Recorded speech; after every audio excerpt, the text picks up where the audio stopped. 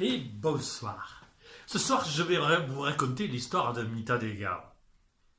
Mitadegao entra in cava su un pouce. Et là, au fond, il trouve un sac de 100 écus.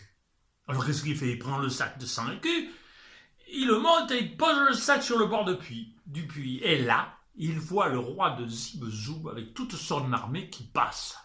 Le roi de Zibzoub voit Mitadegao et lui dit « Oh, Mitadegao, comment tu vas?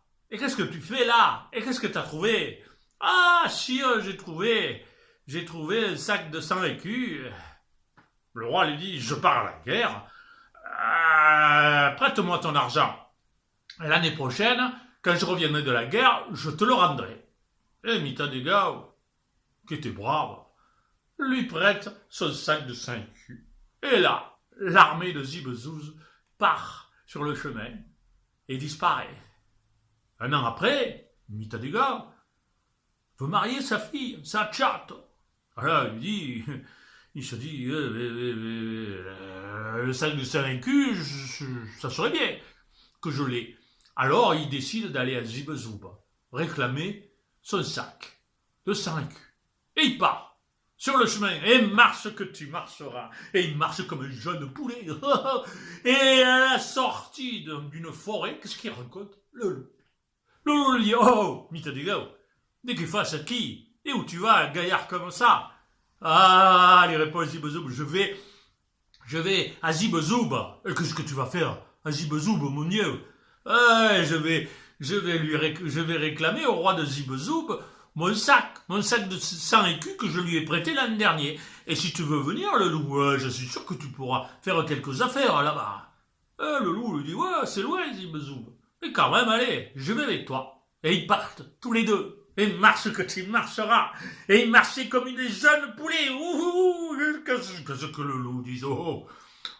Mitadegao, si au créba, là, qui n'aime pas les pleurs, hein, si tu continues comme ça, moi je te laisse, hein, j'irai jamais à Zibzoub. Alors Mitadegao lui dit, mais le loup, je peux te porter, mets-toi sous ma queue, là, et comme ça, je pourrai continuer à marcher comme un jeune poulet.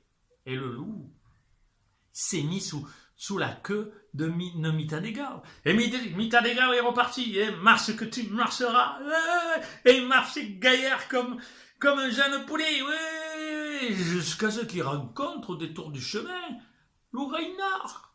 Et loup Reynard lui dit, oh, nous t'es vache, Mitadegao, gaillard comme ça. Il a dit Mitadegao, mais me voit à Zibzoub. Alors Reynard lui dit, mais qu'est-ce que tu vas faire à Zibzoub? En fait, c'est au diable ça. J'ai prêté 100 écus au roi de Zibzoub, et là il me les faut, donc je vais lui réclamer. Mais si tu veux venir avec moi, loup Reynard, il y a du monde là-bas, tu feras peut-être quelques petites affaires. Et le Reynard dit, t'as raison, y en a un. Et ils partent, et marche que tu marcheras, et comme deux jeunes poulets, mais au bout d'un moment, le Reynard dit, Mitadegao, il n'aime pas de pleurs, c'est au créba comme une ching, là, et si tu veux aller à Zibzoub à cette vitesse, moi je reste là, Mitadegao lui dit, mais en fait, je peux te porter. Tiens, tu te mets juste là, sur ma crête, là. Et comme ça, je pourrai continuer. Et le Reynard dit oui. Et Mitadegao repart. Et il marche vite, comme un jeune poulet.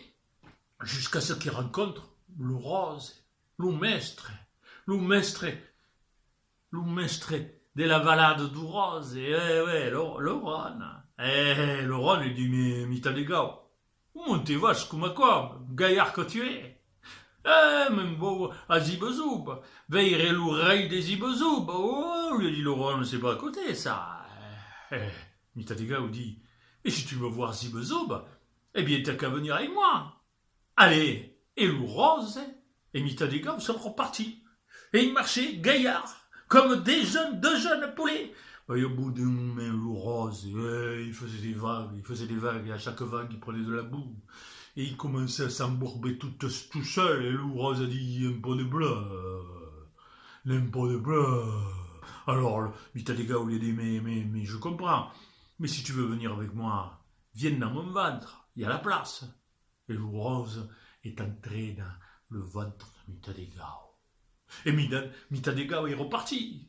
Et marche que tu marcheras. Et comme il marchait comme un jeune poulet, il est vite arrivé à Zibzoub. Là, il est allé voir le roi. Il a dit, sire, bonjour. Je viens réclamer ce que vous savez. Le roi lui dit, oui, bien sûr, mais j'y pensais, mais là, mes percepteurs sont partis chez les paysans, chez mes fermiers, donc là, ils sont pas retournés, j'ai pas encore ton argent. Mais si tu veux rester là, ce soir, demain, on en reparlera. Et Mitadegao a accepté. Et le roi lui a dit, Mitadegao, j'ai de la famille là. Alors, j'ai pas de place, mais tu peux aller dans la bergerie. Hein, je suis sûr que tu t'y sentiras bien. Et il a envoyé Mitadegao dans la bergerie. Mais c'était pas sans arrière-pensée, parce que l'argent il n'avait pas. Et il se disait que ses brebis, ses béliers allaient s'occuper de Mitadegao. Et en effet, dès que Mitadegao a été dans la bergerie, et flip-flank din la tête, et flip-flank din les côtes, et flip-flank din le ventre, aïe aïe aïe, criait Mitadegao, jusqu'à ce qu'ils disent « Oh, le loup, as-tu donné ?» Et le loup est sorti de dessous la queue, et il a tué les brebis. Le lendemain, le roi était pas très content. Non seulement il s'était pas débarrassé de Mitadegao, mais en plus l'autre lui avait massacré sa bergerie.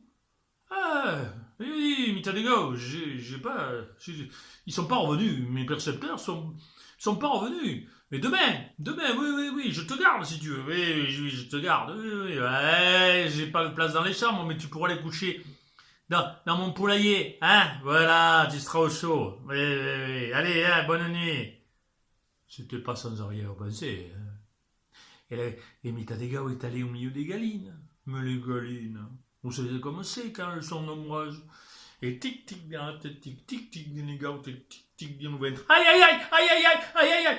Jusqu'à ce que Mitadegao crie « Renard, adieu de mai !» Et le renard est sorti de dessous la crête et cric les galines. Ah, le lendemain, le roi faisait un peu grismille. Il se dit comment je vais me débarrasser de ce Mitadegao.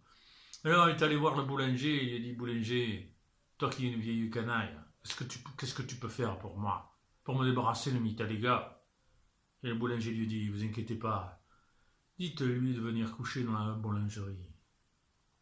Et le soir même, le roi lui dit, écoute, ils sont toujours pas revenus, mais demain, c'est sûr, demain, on aura l'argent. Ce soir, tu iras coucher à la boulangerie. Hein? Et Mitadegao est allé coucher dans la boulangerie. Et on lui a dit de coucher dans le four. Il était encore tiède. C'était bien agréable. Il est allé dans le four. Et dès qu'il s'est endormi, le boulanger a fermé le four. Et il a mis le feu. Il a fait un gros feu. Mitadegao a eu chaud, jusqu'à ce qu'il crie « Oh, le rose, adieu de mai !» Et là, le Rhône est sorti du ventre de Mitadegao et il a emporté la porte du four, il a emporté le pétrin, il a emporté le boulanger, il a emporté la porte, oui, il a tout emporté, oh. Alors le roi a dit « Bon, je vais vendre les bijoux de la reine. » Et je te donne cet argent.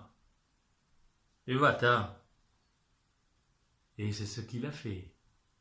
Et Mitadegao est revenu tout gaillard. Il marchait comme un jeune poulet.